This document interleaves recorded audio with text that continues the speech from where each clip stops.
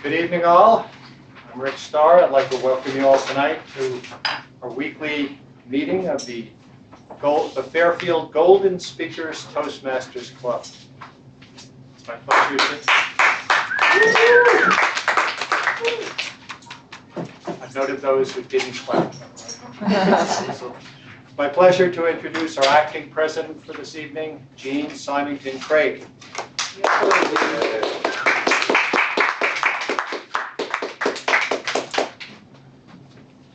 Greetings, all Toastmasters and all of these guests. Look at all these guests, and it's single digits, so that really says something. I'd like to just mention that you are Golden Speakers Toastmasters, in case you just opened your eyes and here you are.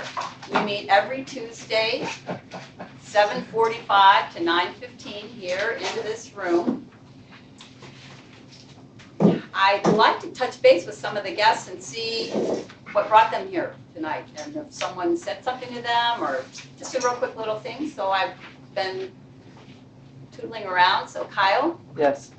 You want to stand, tell us your name, and then what brought you here tonight? Yeah, sure. Yeah? I'm Kyle Thornan. I know some of you guys on this side, but not so much on this side. I'm from Illinois. My dear friend Luke invited me to come. I hopped on the opportunity. So here we are. That was like 20 minutes ago, actually. All right, great, okay.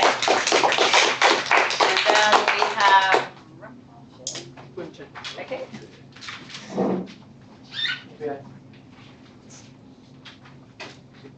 I'm Ripunja Bhargava. I've just come to see how it works, and let's see how I experience this. Thank you. Great. He actually has a brother who was a very well-liked, well-loved member here, who's now out of state, but so great. Glad you're here. And then we have Jake. Yeah.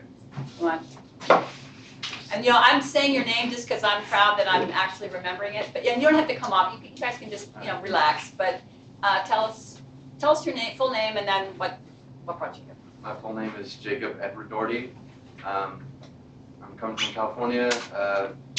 Luke was telling me about Toastmasters. I'm interested in speaking. That's something I do want to pursue in my career. So just here to develop my speaking abilities. Good. Excellent. Jake? Kenny.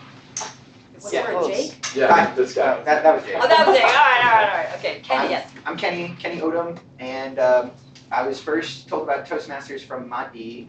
If you guys know him, he's here, and I wanted to come with him way back when, but I was always busy. And then, literally about 5 minutes into the end of my dinner, Jake was going with Luke to here, and I was like, I guess I'm coming, because I haven't been. So, thanks you guys for coming. All right, jump on the train.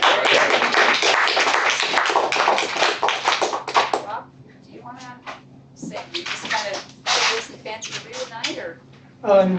Robert Reeder. I've been hearing about Toastmasters for years, and my being here tonight is kind of connected with New Year's and thinking about strengthening certain things. Great. Yeah, I know. Just checking it out. Great. I'm Annie Reeder, his wife, and we've been talking about community for some time. I'm a teacher, and I always feel like, and it's my second language, and I always feel like there is a lot to learn that I need still, and this might be the group for it. Great. Okay. So whatever brought you out, and it looks like Luke has been being enthusiastic, new member, so congratulations and thank you for that. And that's really the biggest reason why people come to Toastmasters is word of mouth. So sit back and enjoy, guests. We always have an interesting meeting. It's always different. It's never the same thing twice. I'd like at this point to invite up our Toastmaster for the evening, Dan Craig.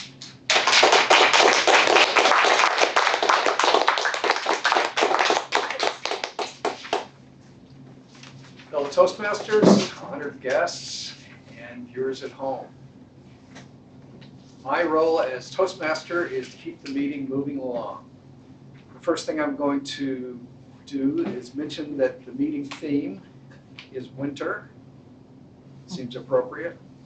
The quote, "What good is the warmth of summer without the cold of winter to give it sweetness?" John Steinbeck. My next order of business is to introduce to you the various role players and let them explain their roles during the meeting. First, we're going to hear from our timer, Luke Hillis. Please explain your role. Hello, everybody. My role tonight is to time whoever is speaking, because when you're speaking in front of an audience, you will have a window of time, and you want to be practiced at delivering whatever you have to say in the appropriate window of time. So there will be a minimum and a maximum for every different kind of speech. Now, do I go through each of the different ones and say the times? Each category. Each category? Okay. So, there will be three ways that you know green light means, okay, here wait. So we're going to begin with the speeches. And we have 2 speeches tonight. One speech that is 12 to 15 minutes long. And I will show the green light at 12 minutes, the yellow light at 13.5 minutes, and the red light at 15 minutes.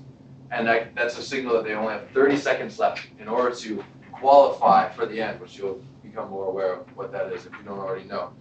And then there will be a 10 to 15 minute speech in which the green light will show up at 12 minutes, the yellow light at 12.5 minutes, and the red light at 15 minutes. And then we will have table topics, which is the opportunity to give an impromptu speech with a question that you have not yet known before you went up on stage. And that is a 1 to 2 minute speech. The green lights will pop up at 1 minute, the yellow light at 1 minute 30 seconds, and the red light at 2 minutes, giving you 30 more seconds to complete. And then there will be evaluators that each have 2 to 3 minutes in order to give their evaluation. And the green light will go on at 2 minutes, the yellow light at 2 minutes and 30 seconds, and the red light at 3 minutes, leaving 30 seconds to finish. And at the end, I will have a report for everyone about who has qualified and who didn't, and we'll proceed from there. Thank you.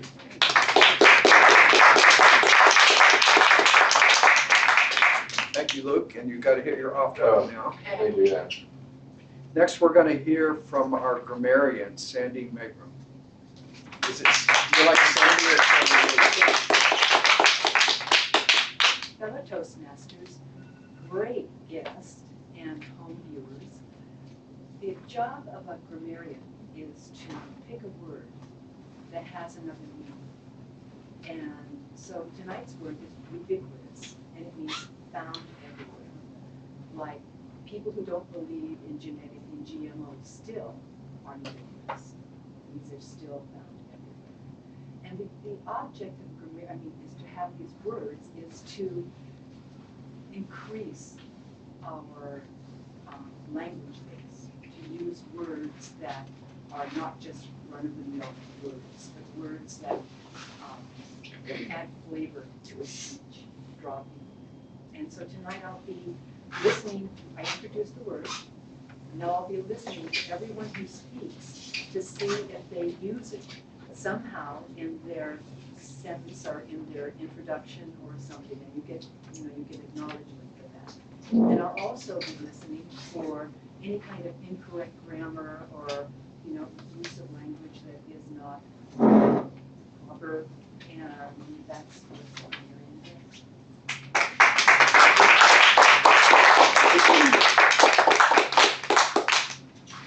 Looking out on the crowd, I think I can say that we're very happy that tonight our guest attendance is ubiquitous. Next, our counter, Samantha Young.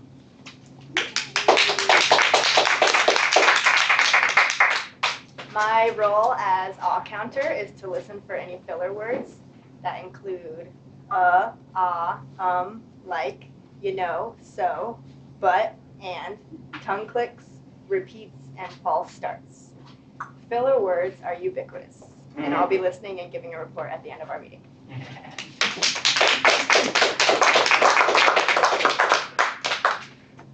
Way to throw in ubiquitous. That's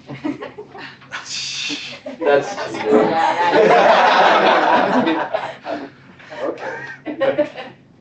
Our general evaluator tonight is Stephanie Chambers. We're going to hear from her later. She'll run the second part of the meeting. Our greeter joke master, Lindsay McMartin, will come up later also. And our ballot leader counter is DJ. He will spring into action later. So now we're ready for the first portion of our meeting, which is the prepared speeches. And our first speaker is Rick Starr. His evaluator is Jyoti Raj Adhikari. Let me welcome Jyoti to introduce Rick.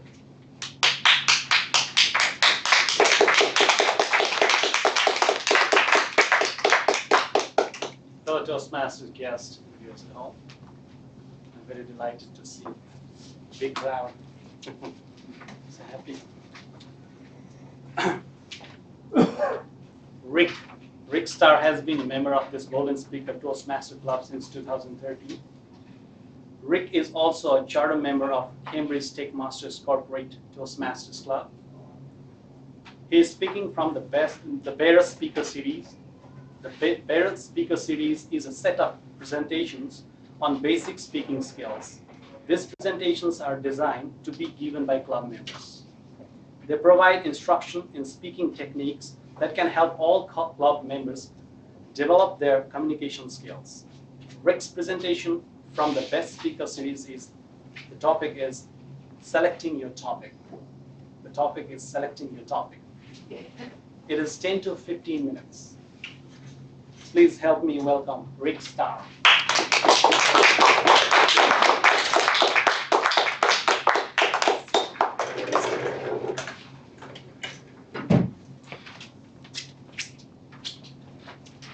Thank you, Jyoti.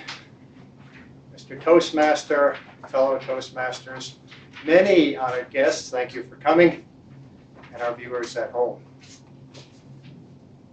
As Jyoti mentioned, my speech is selecting your topic, and it's from the Better Speaker series of speeches.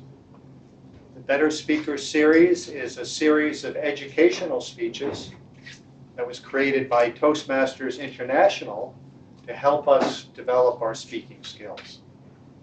Each speech covers a different skill.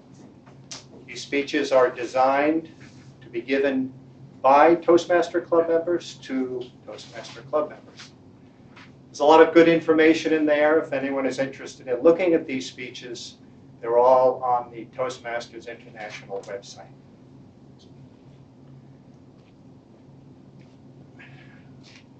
Ideas for speeches can come in two ways: by inspiration or by perspiration. How many have had the experience, you're scheduled to give a speech, and even before you sit down to write it, in a flash the idea comes to you? Out of the blue, you're not even thinking about it, there's the idea. Anyone? A couple of people. And how many people have had the other experience where you're scheduled to give a speech, you sit down to write it, nothing happens, nothing comes. You wait, you think, you wait, maybe Google some stuff, get on the internet, and finally, after a long struggle, you get an idea. Anyone has had this experience? And some of the same people have had both experiences. We've all experienced that ideas can come quickly or ideas can come slowly. When we have an idea, how do we know it's a good topic for our speech? How do we know it's an appropriate topic? Tonight, we're going to be talking about 3 criteria or 3 factors you can use to help select your topic. The first is the audience. Who's listening to you? The second is the occasion. What's expected of you? And the third, and the most important, is the speaker, you. Let's start with the audience. Who's listening to you? Some things to consider: how big is the audience? Is it 5 people in a classroom? Is it 15 or 20 people at a Toastmasters meeting? Is it 500 in the Sondheim Theater? Is it 5,000 at a college commencement? It's clear that the size of the audience will influence the topic that you choose. And the age of the audience. A speech you give to your college classmates probably is different than a speech you give to this Toastmasters group. Recently, I gave a Toastmasters speech about an elementary school teacher that I had. And during the speech, I mentioned briefly the space race, the race between Russia and the United States to launch the first astronaut into orbit around the Earth.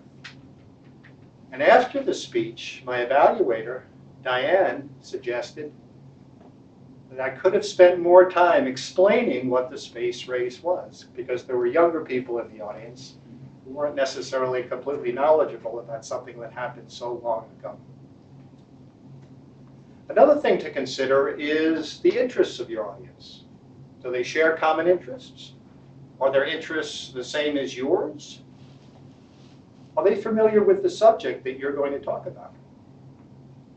Last week, Prana gave a speech titled, How to Lose Money in the Stock Market. It's a very good speech, very entertaining. And after the meeting, I talked to Prana, and he said the most challenging thing for him in writing this speech was that he didn't know how much the audience knew about investing. Had he known that the audience was all experienced investors, he would have given a different speech. The second thing to consider is the occasion. In Toastmasters, we give speeches from manuals, and the structure of the speech is well defined. Also, the structure of the Toastmasters meeting is well defined, and it's consistent from meeting to meeting. But when you speak outside of Toastmasters, you'll be faced with situations that you aren't familiar with. So where are you speaking? What's being expected of you? Are you the only speaker? Are there more speakers? Where do you speak? Who follows you? How much time are you given? Do you have enough time to do justice to your subject?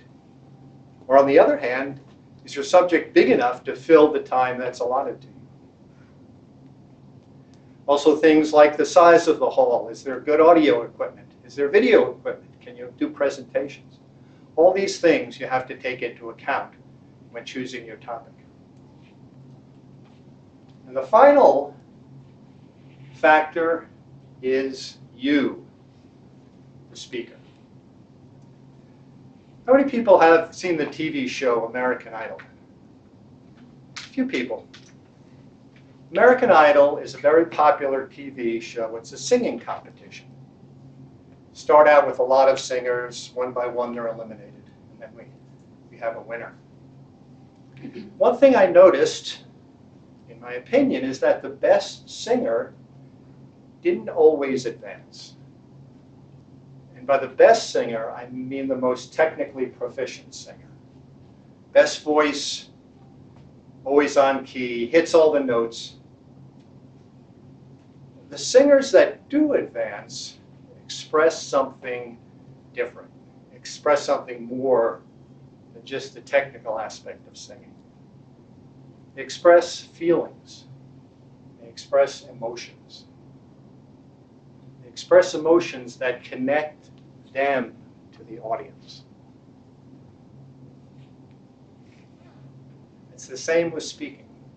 Yes, we want to develop our speaking skills. Yes, we want to write a well-organized, well-structured speech. Yes, we want to use good techniques like gestures. But we also want to speak from the heart. We want to express emotion. We want to create a connection between us and the audience. How do you do this? do it by choosing a topic that's near and dear to your heart. You choose a topic that you're emotionally connected to. Whether it's a topic from your own personal experience or something you've researched, choose a topic that resonates with you. If it resonates with you, it'll be easier and more natural to express your feelings in the speech. Then it will resonate with your audience.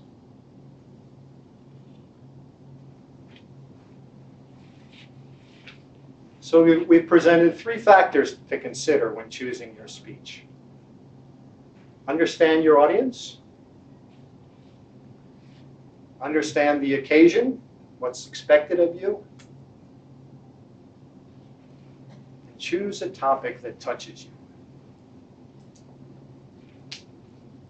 If it touches you, it'll come through in your speech, and it'll touch your audience. Thank you.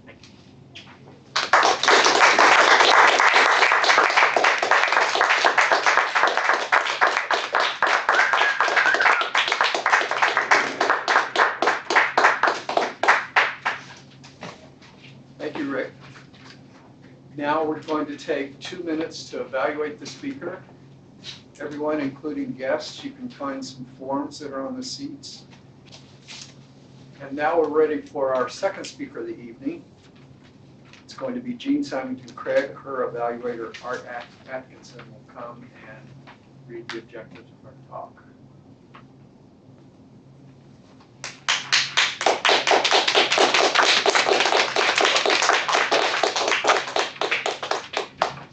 Good evening, Toastmasters.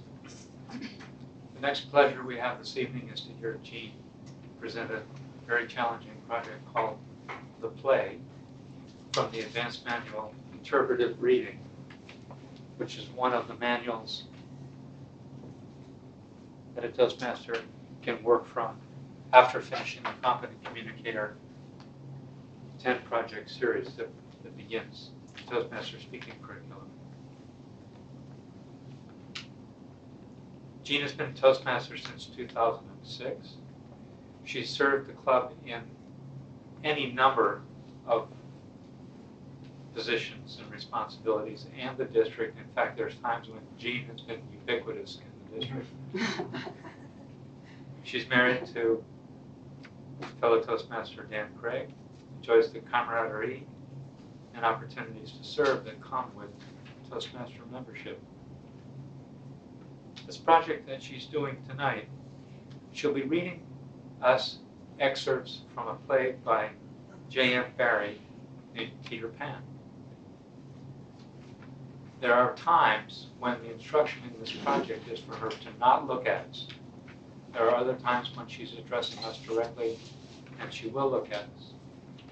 She's not actually acting out the play, but she has to select a portion of this play that can be presented within the time allotted, which I believe in this case is 10 to 12. 12 to 15. So she's not doing the entire play. She's doing a segment of it, and she'll explain to us about the parts that she isn't presenting.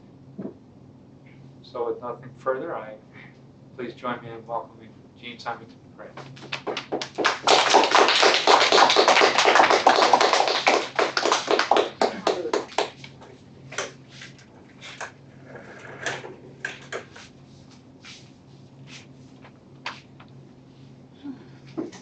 Fellow Toastmasters, honored guests, and viewers at home.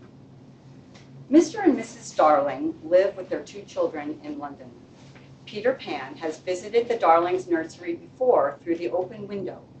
He came several nights before, and Nana, the large, lovable Darling dog, who acts as nanny for the Darling children, older Wendy and younger John, barked and caught Peter's shadow. Peter had to leave without it. Tonight, the children have just gone to bed, and Peter has come with his fairy sidekick, Tinkerbell, to get his shadow back. Tink, Tinkerbell, where are you? There you are. Can you see where she put my shadow?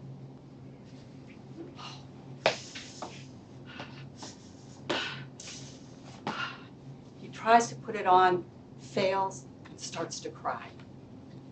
Boy, why are you crying? What's your name?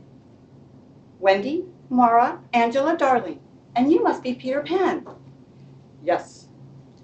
Where do you live? Second to the right, and then straight on till morning. What a funny address. Is that what they put on the letters? Don't get any letters. But your mother gets letters. Don't have a mother. What? And I don't have the slightest desire to have one. I think they are very overrated persons. Oh, Peter, no wonder you were crying. I wasn't crying about mothers. I was crying because I can't get my shadow to stick back on. Besides, I wasn't crying. It must be sewn on. What's sewn? You're dreadfully ignorant. No, I'm not.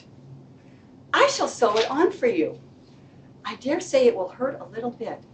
Oh, I shan't cry. How old are you? I don't know, but I am quite young. You see, I ran away the day I was born. Really? It was because I heard father and mother talking about what I was to be when I became a man. I don't want ever to be a man. I want always to be a little boy and to have fun.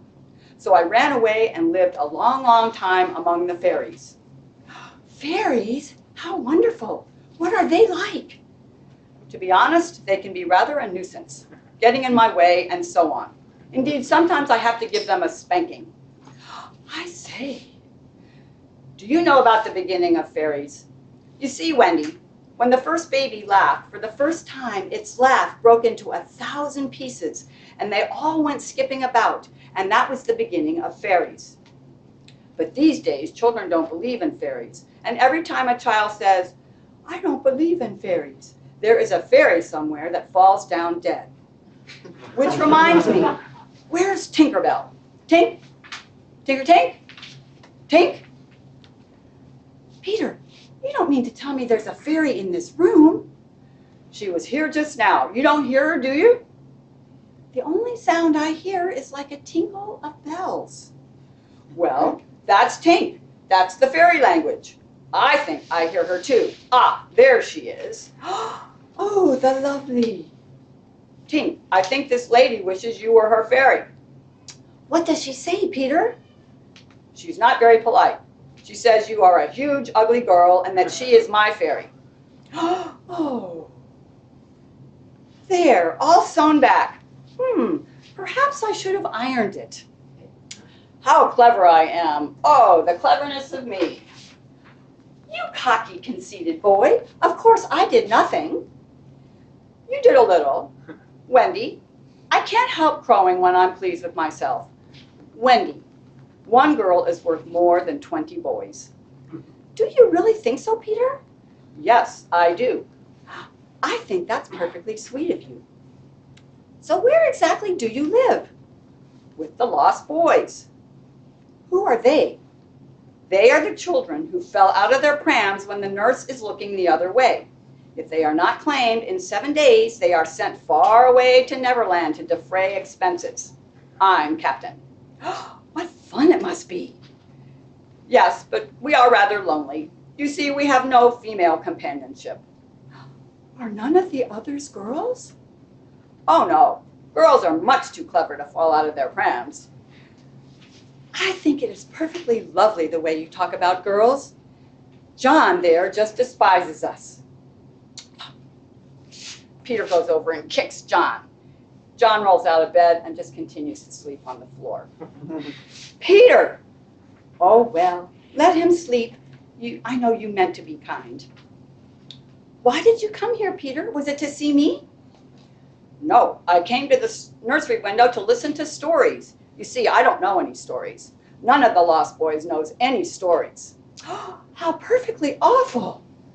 Do you know why swallows build their eaves in the houses? It is to listen to the stories. Oh, Wendy, your mother was telling you such a lovely story. Which story was it? About the prince who couldn't find the lady who wore the glass slipper. Peter, that was Cinderella, and he found her, and they lived happily ever after. Whew, that's a relief. Where are you going? Peter's going to the window to tell the other boys. Don't go, Peter. I know such lots of stories. Hey, let me go, let me go. Wendy, do come with me and tell the other boys. Oh dear, I can't fly. I'll teach you. I'll teach you how to jump on the wind's back, and then away we go. No. And Wendy, there are mermaids. Mermaids with tails? Such long tails. Oh, to see a mermaid. Wendy, how we shall all respect you. You could tuck us in at night. None of us has ever been tucked in at night. Oh, and you could darn our clothes. Of course, it's awfully fascinating. Peter, would you teach John to fly too? If you like. John. I shall get up. Hello, I'm already up. I say, Peter, can you really fly? Of course he can fly. How else would he have got here? Off we go. I'm ready. I want to see how long it takes me to fly 1 billion miles. Wait, I'm not so sure we should go. What about the mermaids? Ooh, mermaids? Will we see mermaids? And pirates. Pirates? Let's go at once, quick, hurry. Our parents are coming back. Wait, how do you fly? You just think lovely, wonderful thoughts, and they lift you up in the air. Peter flew ahead, leading them in the direction of Neverland, where there are pirates led by Captain Hook, and Indians led by the Indian Princess Tiger Lily, and Peter's band of lost boys. Where is he going? I don't know. Look, John, there's Fairfield and Ottumwa. Wonderful! Wendy, let's catch up with Peter. Yes, let's. He's bonkers. Do be more polite to him. Then tell him to stop showing off. Show off! You must be nice to him. What could we do if he ever were to leave us? We could go back. How could we ever find our way back without him? Well then, we could go on. That is the awful thing, John. We should have to go on, for we don't know how to stop. John, there's the lagoon. Wow! There's a pirate. Pirates? How ripping! Who is the captain? Hook. He is the worst of them all. What is he like? Is he big? He is not so big as he was. What do you mean? I cut off a bit of him. You? Yes, me. I say, what bit? His right hand. Then he can't fight now? Oh, can't he just? Left-hander? He has an iron hook instead of a right hand, and he claws with it. Claws? Watch out, they've seen us. Peter Pan and his band of lost boys settle in their cave to play behaving like a traditional family, with Wendy as the mother and Peter Pan as the somewhat conflicted father and husband. Hello, boys, I'm back. Ah, old lady. I was the one who told them mothers are called old ladies. Father, we want to dance. Dance away, my little man. But we want to dance with you. Me, my old bones would rattle. Now, boys, time for bed. Ah, old lady, there is nothing more pleasant of an evening for you and me when the day's toil is done than to rest by the fire with the little ones nearby. It is sweet, Peter, isn't it? I think Curly has your nose. John takes after you. Dear Peter, with such a large family, of course, I have now passed my best. But you don't want to change me, do you? No, Wendy. Peter, what is it? I was just thinking. It is only make-believe, isn't it, that I'm their father? Oh, yes. You see, it would make me seem old to be their real father. But they are ours, Peter, yours and mine. But not really, Wendy. Not if you don't wish it, Peter. What are your exact feelings towards me? Those of a devoted son, Wendy. I thought so. I thought so. You are so strange. Tiger Lily is just the same. There is something she wants me to be, but she says it is not my mother. No, indeed, it is not. Then what is it? It isn't for a lady to tell. Oh, well, perhaps Tinkerbell will tell me. Oh, yes, Tinkerbell will tell you. She is an abandoned little creature. Perhaps Tink wants to be my mother. Mother, we're all tucked up in bed now. May we have our good night story? After many adventures in Neverland, Peter helps Wendy and John to fly back to their original nursery, where Wendy thinks that Peter will choose to stay with her. However, Peter does not want to go to school, then to an office, have a beard, and otherwise grow up and become a man. But where are you going to live? With the fairies, high up among the tree tops. How lovely. I shall have such fun. Come with me. You won't go? Then I will come back here and take you back to Neverland for a week every spring. Promise? Promise you won't forget me? I promise. Peter did indeed come back for Wendy in the spring. She flew away with Peter in the frock she had worn in Neverland, and her one fear was that he might notice how short it had become. But he never noticed. He had so much to say about himself. That was the last time the girl, Wendy, ever saw him. The following year, he did not come for her. She waited, but he never came. Wendy grew up. You need not be sorry for her. She was one of the kind that likes to grow up. Wendy was married in white with a pink sash, and as the years rolled on, she had a daughter called Jane. Come along. Good night, Jane. Hello, Wendy. Hello, Peter. Where's John? He's not here. Peter, are you expecting me to fly away with you? Of course, that is why I have come. I can't come. I have forgotten how to fly. I'll soon teach you again. I am old, Peter. I grew up long ago. You promised not to. I couldn't help it. I'm a married woman, Peter. No, you're not. Yes, and the little girl in the bed is my baby. No, she's not. Boy, why are you crying? This is Jane. Boy, why are you crying? Hello. Hello. My name is Peter Pan. Yes, I know. I know all the stories about you. I came back for my mother to take her to Neverland. Yes, I know. I have been waiting for you. Peter takes the girl Jane in his arms and heads to the window. How do you fly? You just think lovely, wonderful thoughts, and they lift you up, up in the air.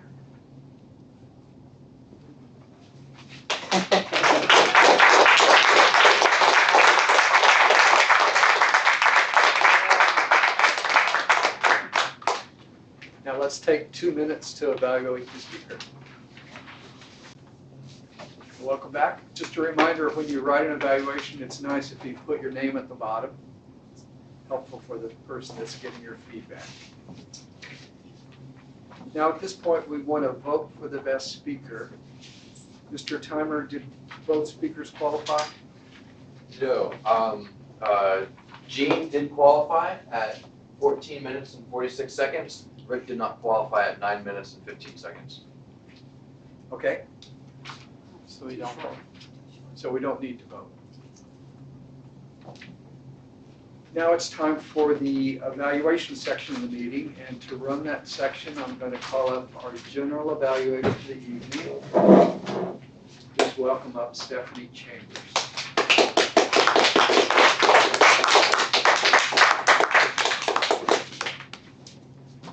Good evening, fellow Toastmasters. Now to run this portion of the meeting, I'll call up the first evaluator, which is Jody Munch, who's evaluating Rick.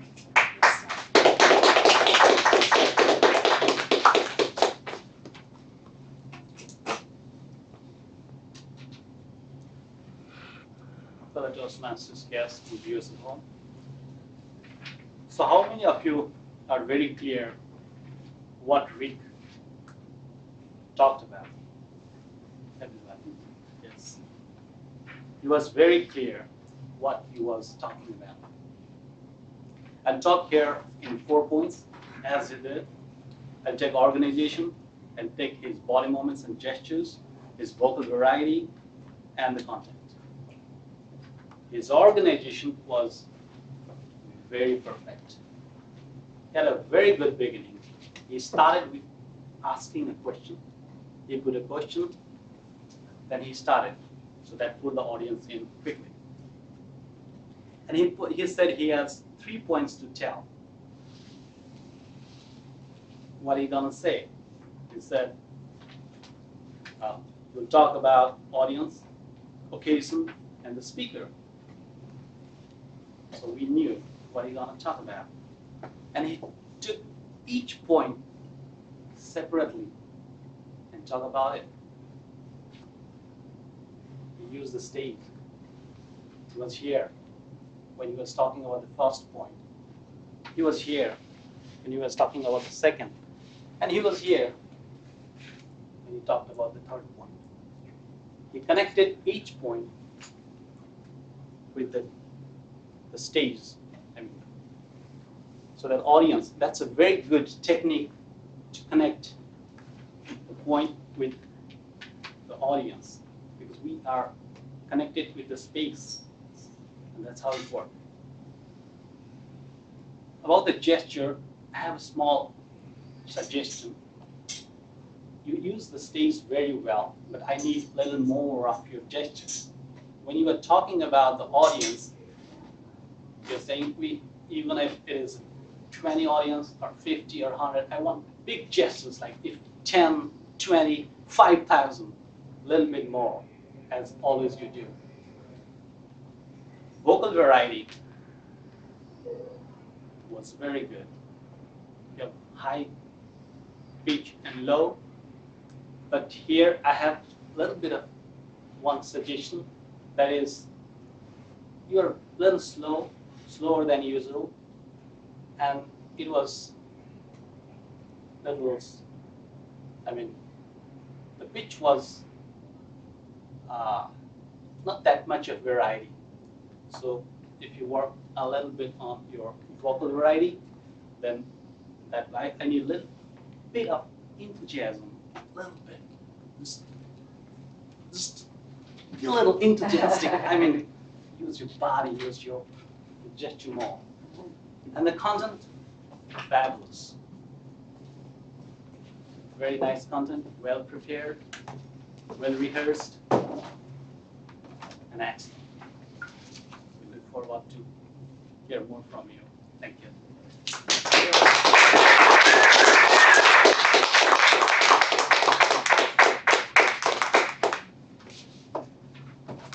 Thank you, Jody. Now I'll call up Matt to evaluate Jean.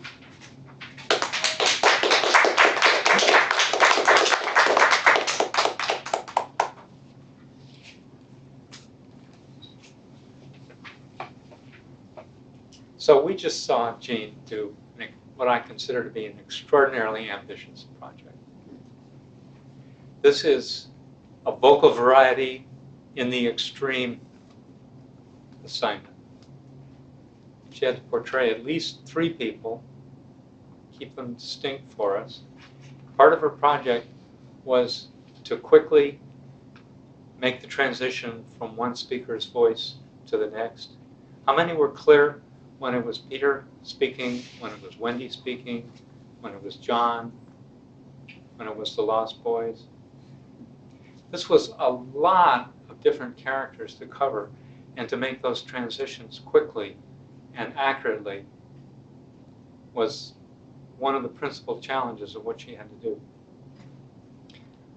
What I liked about this was just the ambitious scope of what she took on. She didn't select a small portion of the play to present to us. She gave us a précis on the entire story from beginning to end. The theme of this play, in my opinion, is eternal youth that does not want to age versus the ongoing march of time and aging. What this led to was that it was difficult to come up with a climax to that. What we had was what I call a sort of a soft denouement. At the end, a grown-up Wendy is saying, sorry, I couldn't hold off. I've grown up. I have a child of my own. So it was difficult for her to build a scene that came up to a climax and then a quick wrap-up, which is the suggestion for the project. What I liked about it was the fact that she gave us the scope of the whole thing, and that she introduced us to so many characters, and that she did such a good job of separating those characters. I felt that the one that was clearest all along was Wendy. And it was clear when Wendy grew up that Wendy was speaking with a somewhat different voice than as a girl. I felt that Peter was the challenging voice for Jean to do. And Peter took a while to kind of come into focus, because Peter has to be at times bravado, and he has to have so many different facets to him. If I were to suggest one thing that she could have done to have improved this presentation, it would have been to select some very dramatic scene in Neverland, such as a fight with the pirates, or the crocodile and the clock. Anything that would have been possible to put more bounds around and present that one. This was delightful to listen to. How many people enjoyed what they heard? How many were reliving their own first introduction to the Peter Pan story? Well, I did too. Thank you very much, Jean.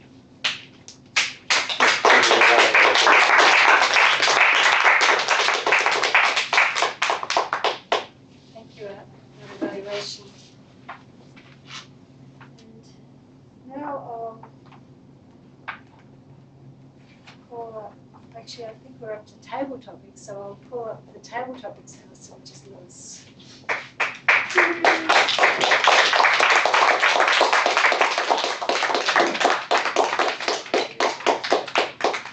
Welcome, welcome, welcome.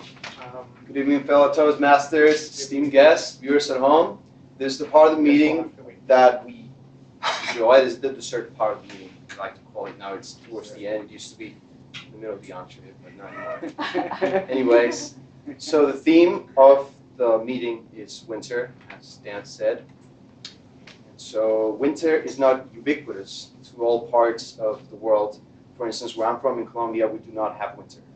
It's not ubiquitous, as now you know. Some parts of mine. So this part of the meeting is where I'm going to ask every single one of you to come up and do impromptu speaking. So especially guests are encouraged to do this, and everybody else is also welcome to do so. Have some questions. You're going to come up here.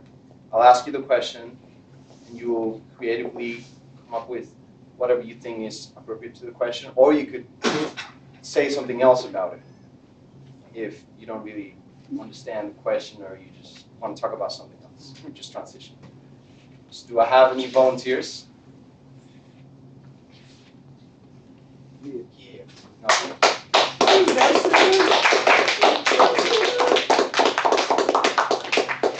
All right, so 1 through 5. 2. what do you think of people who claim to love winters?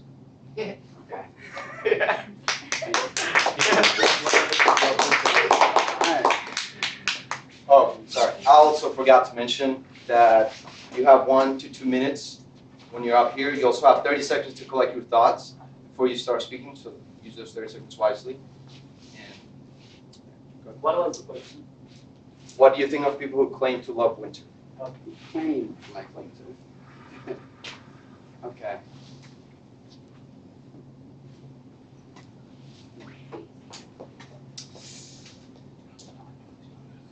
Welcome guests, viewers at home, and Toastmaster members. So my thoughts about people that claim to like winter. I personally like winter, so I can include myself in that category. But I like winter because of the fun and the exciting terrain that is built from the snow, from mother's, beautiful, beautiful connection to all that is. And so I really, really love snow. Actually, I like when there's a really large snowfall and I get to ride my bike outside. I put on my big knobby tires and just roll around in the snow. And if I fall, I just hit snow and it doesn't feel so bad. I just get back up and keep riding. So I have a really deep connection with snow because I get to enjoy, more fun activities, even sledding. So I used to live in Maryland, and there was this huge hill at the top of my school, my elementary school, and it went down to the bottom where there was a football field. And so every winter, me and my friends would get together, go sledding, and really hit that hill as fast as we can, faster than last year, and really try to just go into the edge of no return, I guess. So when I think about winter, and when I think about what winter provides to us, is these activities. It's just going outside, hanging out with your friends, and enjoying yourselves, and really just connecting with your community. And I'm pretty sure that winter brings that to us in many ways. Not just going outside, but staying inside, having a cup of tea, a cup of coffee, snuggling with your loved ones, and connecting deeply, having stories. But for me, it's definitely being physically active. And I encourage every one of you to be physically active. Thank you very much.